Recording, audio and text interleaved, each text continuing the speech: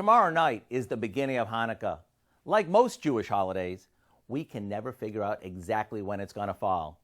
One year it's around Thanksgiving, and the next, it falls the same time as Christmas. The dates may vary, but one thing that doesn't is that no Hanukkah celebration, or really any holiday get-together, is complete without potato pancakes.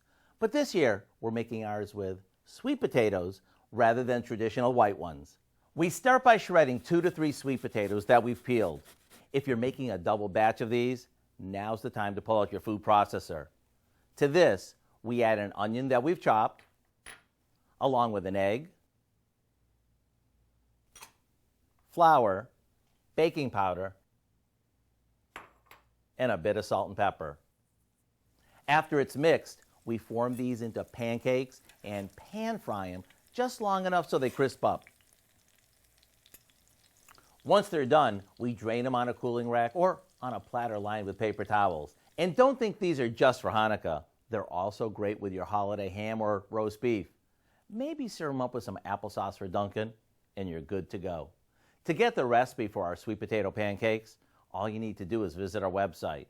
I'm Howard in the Mr. Food Test Kitchen, where today we found a holiday special way for you to say, "Ooh, it's so good."